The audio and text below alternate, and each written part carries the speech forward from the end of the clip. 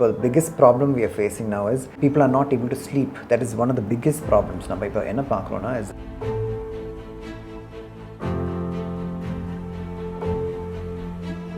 Younger age குரூப்னு சொல்லும்போது 30 to 50 years, அந்த 30லேருந்து 50 வயசுக்கு வர அந்த ஏஜ் குரூப்பில் தான் இப்போ ஹார்ட் டிசீஸ் ரொம்ப ஏறுது.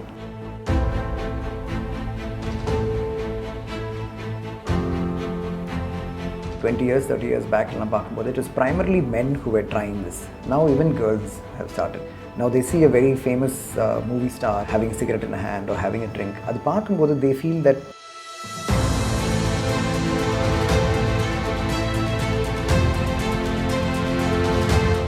Hey everyone, welcome to True and Health. This is Dr. Husna Sophia. Inniki Hello Doctor show la nama meet panna poradhu Dr. Sanjay Cherian. Hello sir. Hi. Welcome. Thank you. இந்த பேண்டமிக்ல எப்படி உங்களுக்கு இந்த profession எப்படி போயிட்டு இருக்கு doctor? Very difficult times, எல்லாருக்குமே ரொம்ப கஷ்டமா இருக்கு. But at the same time we are somehow managing. இப்போ உள்ள காலகட்டத்தில் நிறைய ஹார்ட் டிசீசஸ் வருது. அது என்ன காரணம்? See, இப்போ ஹார்ட் டிசீஸ்னு சொல்றது எல்லாருமே புரியணும் that this is the most common cause of death. 2016ல they had done a study. அதில் என்ன பார்த்துருக்காங்கன்னா is that heart disease is present in India in more than 50 million patients in India. So that's a huge number. Whereas 2019 there was another study which showed that heart disease is getting more prevalent in the younger age group. And the 30லேருந்து 50 வயசுக்கு வர அந்த age குரூப்பில் தான் இப்போ heart disease ரொம்ப ஏறுது. Primarily because of the risk factors that we have. Main problem is diabetes. அப்படின்னா சக்கரை வியாதின்னு சொல்கிறோம். So as you know, India is the capital for diabetes in the whole world. So சக்கரை வியாதி is one of the risk factors. The other thing is ரத்த கொதிப்புன்னு சொல்கிறோம். That is blood pressure, high blood pressure. And the third thing is cholesterol. So these are the three main risk factors. அதனால தான் இதே நோய் ரொம்ப ஜாஸ்தியாக இப்போ நம்ம பார்க்குறோம். இப்போ உள்ள கார்ப்பரேட் லைஃப் ஸ்டைலில் ரொம்பவே அட்வான்ஸாக போயிட்டுருக்காங்க. So they have a lot of pressure, tension, stress and all work pressure இருக்குது, ஃபேமிலி ப்ரெஷர் எல்லாம் இருக்குது. ஸோ அதெல்லாம் எப்படி நம்ம ப்ரிவென்ட் பண்ணலாம் அண்ட் இது எவ்வளோ more related to the heart disease? Right. So most of the people who are in software industries, banking sector, automobile industry, இதெல்லாம் பார்க்கும்போது they are under a lot of pressure. They have a lot of deadlines to meet. So adhanala what is happening is blood pressure ஏறுது. People are not able to sleep. That is one of the biggest problems. நம்ம இப்போ என்ன பார்க்குறோன்னா is that primarily because of diet. Dietல பார்க்கும்போது they don't have time to sit down and eat. Earlier generations பாட்டி தாத்தால பார்க்கும்போது they'll sit down and have a proper meal. இப்போ யாருக்குமே அதுக்கு time இல்லை. Everything is in terms of fast foods. 5-10 minutesல சீக்கிரமாக முடிச்சுட்டு they have to get back to work. The work pressure is a lot. And the other thing is because you have so much of pressure, tension irukkranaala, people tend to go into smoking to try and stay awake at night. Ipo software industry பார்க்கும்போது many of them are working for overseas companies. They have a tie-up with an American company or a UK-based company. அப்போ work timings மாறும். இந்தியாவில் நைட்டாக இருக்கும், அவங்களுக்கு யூஎஸில் day time இருக்கும். So அதனால they work according to the American time.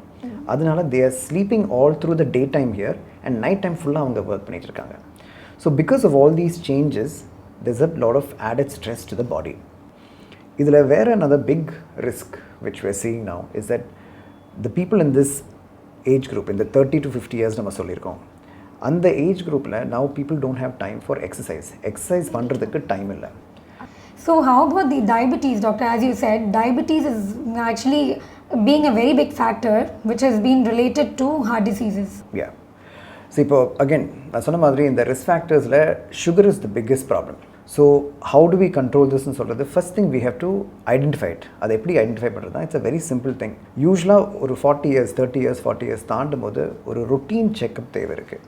அப்படி பண்ணும்போது ஒரு பிளட் டெஸ்ட் பண்ணுறோம். அந்த பிளட் டெஸ்ட் பார்க்கும்போது நமக்கு சொல்ல முடியும் are you prone for diabetes, அது ப்ரீ டயபெட்டிஸ்ன்னு சொல்கிறோம். ஸோ அந்த சுகர் லெவல் ஏறிச்சுன்னா ஒரு இந்த பார்டர் லைன் இருந்துச்சுன்னா அப்போவே நம்ம டயட்ரி மேனேஜ்மெண்ட்லேயே நமக்கு கண்ட்ரோல் பண்ணலாம்.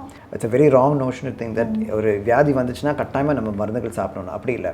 இனிஷியல் ஸ்டேஜஸில் நம்ம டயட் கண்ட்ரோல் பண்ணிகிட்டே நமக்கு அது சுகர் நம்ம நல்லா கண்ட்ரோல் பண்ணலாம். If we are not able to control with diet, only then we go to the next stage of medicines and exercise.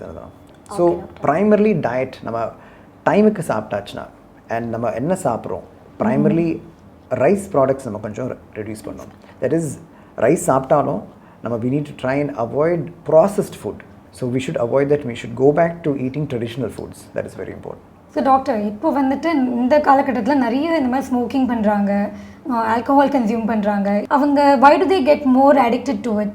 A very important question, especially a message to the youth. There's a lot of peer pressure.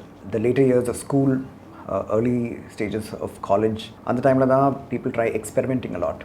20 years, 30 years back, it was primarily men who were trying this. Now even girls have started, even women are starting. So girls, young girls and young boys, they primarily see this in the media. Now they see a very famous movie star or a model having a cigarette in a hand or having a drink. At the park, they feel that to imitate them, and it's being cool, being mature. If you have a smoke or if you have a drink in hand. அப்படி ஒரு சின்னதாக ஒரு எக்ஸ்பெரிமெண்டேஷனாக start பண்ணுறது, it slowly becomes a habit. And காலேஜில் start பண்ணும்போது you see a lot of people going in for this abuse. If having a drink once in a while na, it is okay, but then when it becomes more often, இது ஒரு ஹேபிட்டாக மாறும்போது, that is when the problem starts. இப்போ smoking சொல்லும்போது நம்ம விளம்பரம் எல்லாம் பார்த்துருக்கோம். இந்த விளம்பரம் is basically to try and educate the public, ஒரு அவேர்னஸ் க்ரியேட் பண்ணுறது தான் அவங்க பண்ணுறாங்க. பிகாஸ் ஸ்மோக்கிங் சொல்கிறது it affects not just the lungs, because lungs பாதிக்கப்படும், த என்டையர் மவுத் கேன்சர்ஸ், இந்த mouth cancer, tongue cancer, throat cancer, lung cancer எல்லாமே ரொம்ப ஜாஸ்தியாக இருக்கும், especially in smokers. It also affects the heart, because இந்த ரத்த குழாய்களெல்லாம் சுருங்கிடும், அப்படின்னு ரத்தம் ஓட்டம் கம்மியாயிடும், ஹார்ட்டுக்கு தேவையான ரத்தம் கிடைக்காது. அந்த ஸ்டேஜில் ஹார்ட் அட்டாக் வரதுக்கும் வாய்ப்பு இருக்குது. So the incidence of heart disease is more common in smokers. அப்படின்னா நான் சொன்ன மாதிரி ரிஸ்க் ஃபேக்டர்ஸில் smoking and alcohol is also a risk factor. Prolonged consumption of alcohol, அதில் என்ன ஆகுன்னா liver gets damage, right? Liver damage ஆகும்போது சிரோசிஸ் வரலாம், கொலஸ்ட்ரால் லெவல்ஸ் வில் சேஞ்ச். ஏன்னா liver is responsible for cholesterol metabolism. அப்படி பார்க்கும்போது லிவர் டேமேஜ் ஆச்சுன்னா அதுக்கு கொலஸ்ட்ரால் நல்லா மெட்டபலைஸ் பண்ணுறதுக்கு வாய்ப்பு இல்லை. அந்த ஸ்டேஜில் வரும்போது கொலஸ்ட்ரால் லெவல்ஸ் ஏறிடும். அப்படி வரும்போது அகெயின் கொலஸ்ட்ரால் ஏறிச்சுன்னா ஹார்ட் அட்டாக் வரதுக்கு வாய்ப்பு இருக்குது. So everything comes down to the heart. பாவம் நம்ம இதயம் தான் எந்த ப்ராப்ளம் இருந்தாலும் finally the end result is the heart. Heart is the one which gets affected the most. So my advice would be, please if you are smoking or drinking, please stop that habit. It is not good for you. So doctor, there are so many other symptoms when any cardiac arrest comes, or else இப்போ ஒரு mild attack வருது இல்லை major attack வருது, எப்படி நம்ம வந்துட்டு அதை identify பண்ணலாம்?